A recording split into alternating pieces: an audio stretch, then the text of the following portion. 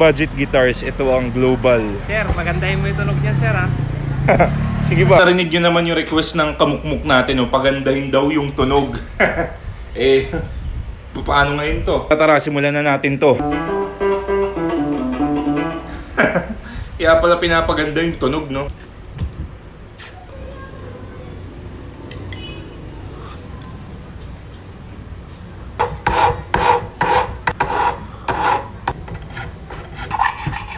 Ah, shit!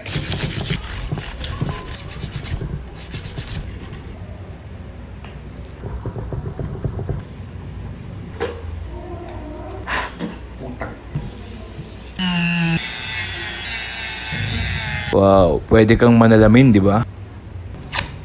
Diadario, baka naman. Oh, ayos ba yung translation ko? Oh, ito pa. Translation in 3, 2, 1. Oop! Translation in the house, yo. Oop.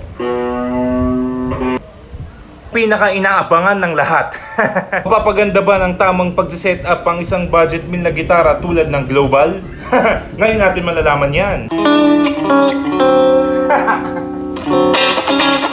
Naririnig nyo ba yun?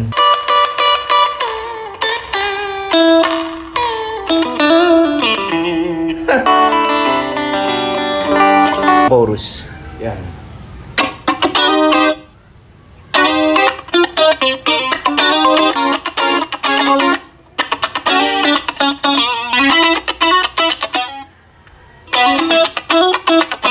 Naririnig nyo ba yun?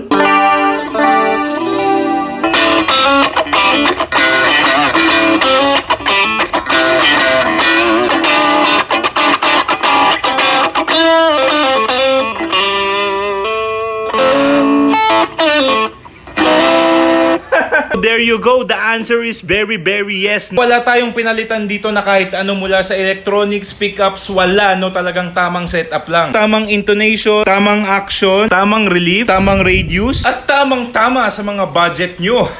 Napakalayo ng tunog niya mula nung na-setup. Kayo na ang humusga. Global ang brand niya. Kung di ako nagkakamali, 2.5 to 3K ang price nito sa mga store. You know what to do, mga kamukmuk. PM nyo lang ako dito sa mga magpapasetup at palike na rin.